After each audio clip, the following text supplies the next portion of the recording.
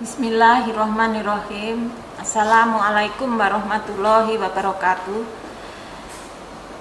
Selamat bertemu lagi dalam acara praktikum mikologi pertanian yang dilakukan di Lab Mikrobiologi Fakultas Pertanian UNRAM. Sebagai ketua labnya adalah Bapak Dr. Wahyu Astiko, dibantu dengan teknisi Ibu Ira Fauzi. Saya sendiri Ibu Mulat Esnaini, pengampu mata kuliah Mikologi Pertanian dan pengampu praktikum Mikologi Pertanian. Tujuan dari praktikum Mikologi Pertanian ini adalah untuk mengetahui jamur-jamur yang menyebabkan tanaman sakit atau jamur patogen yang menyebabkan tanaman sakit, dan ditambah lagi dengan jamur-jamur yang bermanfaat yang tidak menyebabkan tanaman sakit. Untuk mengetahui jamur-jamur apa yang menyebabkan tanaman sakit akan dilakukan beberapa teknik, teknik isolasi, kemudian dilanjutkan dengan purifikasi atau pemurnian, kemudian diidentifikasi. Jadi teknik isolasi ini akan dilakukan dengan menggunakan 4 cara, yaitu pemotongan akar tanaman, teknik warkup, biting atau umpan, dan yang keempat adalah pengenceran berseri atau soil dilution plate method.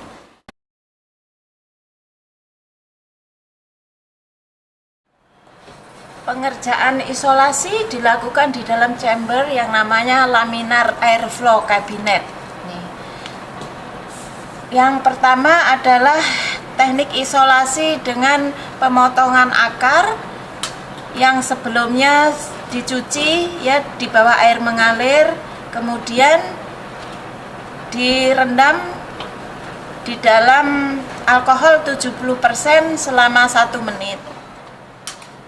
Setelah direndam akar-akar itu, potongan akar selama 1 menit di dalam etanol 1%, kemudian dibilas dengan aqueous steril sebanyak 3 kali.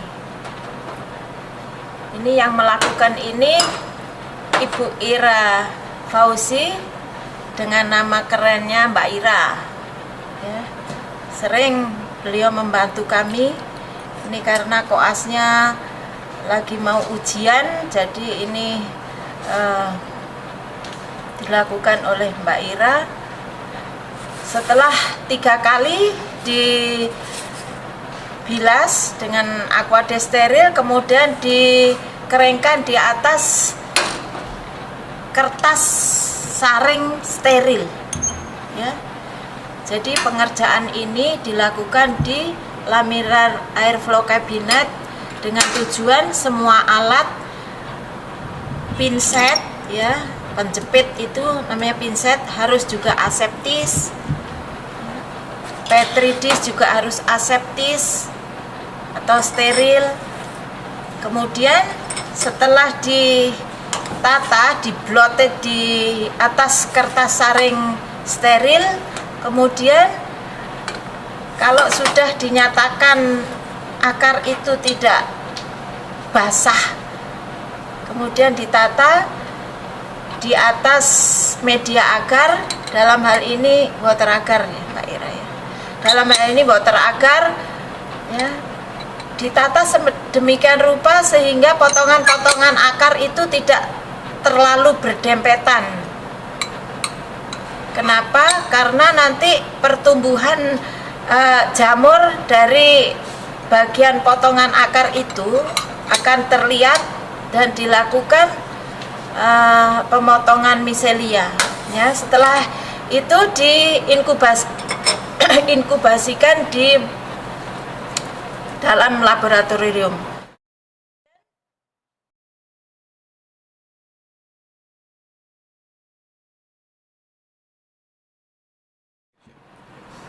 Teknik isolasi yang kedua adalah warkup.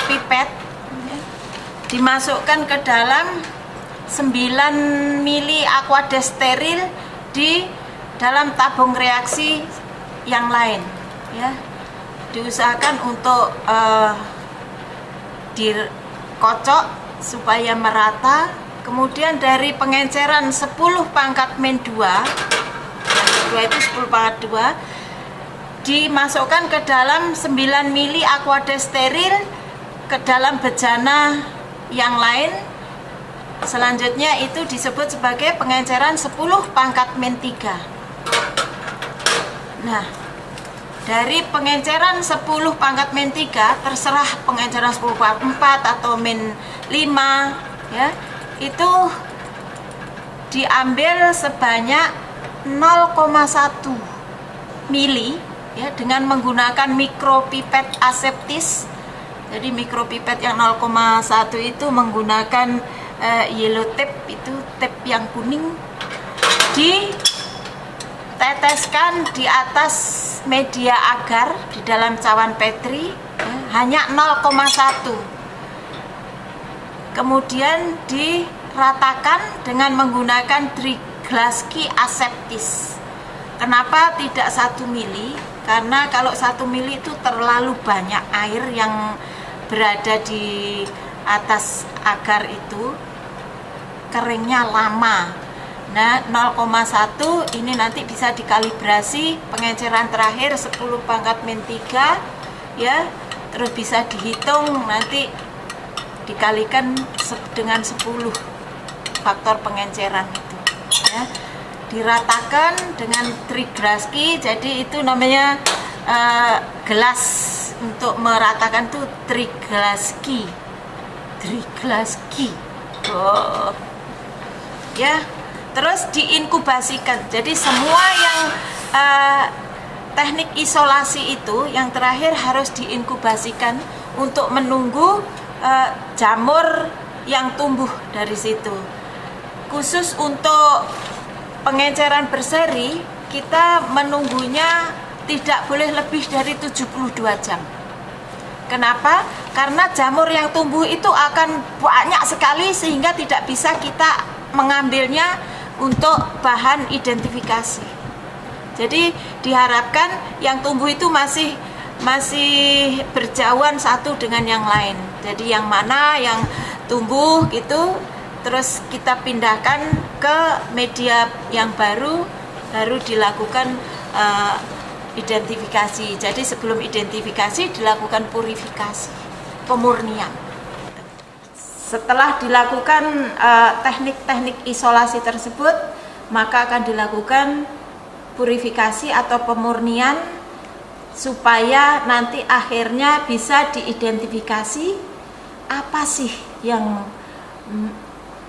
menjadi patogen dari tanaman yang diambil sampel, yang dibawa ke lab itu disebabkan oleh apa sih tanaman itu sakit. Jadi kita fokus pada jamur karena mikologi adalah ilmu yang mempelajari tentang jamur. Setelah dilakukan identifikasi jamur apa, itu kemudian dilakukan penumbuhan pada media yang berbeda ya, yang di sini acara disebut sebagai acara studi biologi jamur. Jadi tujuannya jamur A, B, C, D itu ditumbuhkan pada media-media yang berbeda, mana yang lebih cocok gitu. Setelah itu acara selanjutnya dari jamur patogen yang sudah ditemukan itu akan diuji juga kemampuannya beradaptasi terhadap faktor lingkungan. Faktor lingkungan di sini adalah lingkungan di sekitar laboratorium, yaitu suhu yang berbeda 10 plus minus 5, yaitu bisa dimasukkan ke dalam refrigerator atau kulkas, kemudian suhu ruang. Dan selain itu faktor yang kedua adalah faktor gelap dan terang ya. Jadi berbagai patogen yang sudah ditemukan, yang sudah murni, sudah diidentifikasi itu akan dilakukan kemampuannya ya, dilihat, dites kemampuannya terhadap faktor lingkungan. Dari hasil isolasi, selain patogen, jamur sebagai patogen penyebab penyakit, kemungkinan akan ditemukan juga jamur yang bermanfaat, yaitu sebagai agen pengendali hayati. Ya, dari teknik isolasi itu tidak menutup kemungkinan akan ditemukan agen pengendali hayati. Dan kalau itu ditemukan, maka akan dilakukan uji kemampuan antara patogen dan agen pengendalian hayati itu. Seberapa besar sih agen pengendali hayati itu bisa atau mampu menekan pertumbuhan miselia jamur itu, ya, sebelum diaplikasi di lapang. Kemudian setelah itu, selain agen pengendali hayati, kami juga bermaksud untuk menunjukkan jamur yang bermanfaat seperti mycorrhiza. Jadi nanti akan dilakukan clearing dan staining, bahasa Sengkol, bahasa Indonesianya adalah pencerahan dan pengecatan, ya, clearing staining. Itu nanti dilihat di bawah mikroskop. Yang dilihat adalah bagian-bagian dari jamur mycorrhiza itu di dalam jaringan akar tanaman. Nah, setelah kita sudah mempunyai isolat yang dilakukan oleh para praktikan, ya, itu nanti dibagi kelompok ini mendapatkan apa, kelompok ini mendapatkan jamur apa, kemudian dilakukan penyimpanan. Jamur-jamur itu disimpan. Bagaimana caranya? Bisa dimasukkan ke dalam Eppendorf. Eppendorf ini, ya, diisi aqueous steril. Jamur yang sudah ditumbuhkan pada media akar itu dipotong kecil-kecil, kemudian dimasukkan ke dalam Eppendorf ini, steril ini semua, dan disimpan di dalam kulkas. Setelah itu, selain itu, maksud saya, bisa juga penyimpanan itu dilakukan di tempatnya semula, yaitu petri yang berisi media agar. Di situ ada jamurnya, kemudian disil itu apa ya, tutupnya, dan bawahnya itu di lak dengan parafilm, ya, parafilm khusus untuk pertumbuhan jamurnya itu supaya tidak terkontaminasi. Kemudian disimpan ke dalam ruang tertentu, bisa juga refrigerator atau di ruang lainnya. Makasih.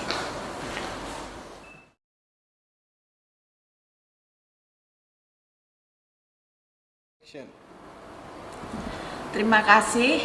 Setelah kami sampaikan acara-acara praktikum melalui beberapa tahapan, saya berharap mahasiswa praktikan bisa memahami dan mengetahui apa yang telah disampaikan, ya, bukan titik beratnya pada cara kerja, tapi garis besarnya untuk praktikum mikologi, ya, itu jamur-jamur yang sudah dilakukan dengan beberapa teknik isolasi, didapatkan beberapa jamur yang merupakan patogen dan jamur yang menguntungkan. Nah, sekarang diharapkan mahasiswa praktikan membuat resume dari apa yang telah dilihat, apa yang telah disampaikan dengan menggunakan bahasanya sendiri. Tidak usah sibuk dengan cara kerja, tapi garis besarnya, kalau teknik ini bagaimana, yang ditemukan apa, begitu. Kemudian resume itu pakai bahasanya sendiri, tidak usah nyontek temennya, ya, semua kerja sendiri, dikirim ke email saya. Email saya mulat.esnaini, semua huruf kecil, @yahoo.co.id. Tapi tolong, kalau mengirim email itu subjeknya ditulis, itu praktikum mikologi pertanian gitu. Jangan ndak ditulis, jadi nanti saya bingung ini apa yang dikirim itu. Jangan lupa, ya, ditulis subjeknya, ya. mikologi pertanian. Saya kira sudah cukup jelas dan terima kasih. Assalamualaikum warahmatullahi wabarakatuh.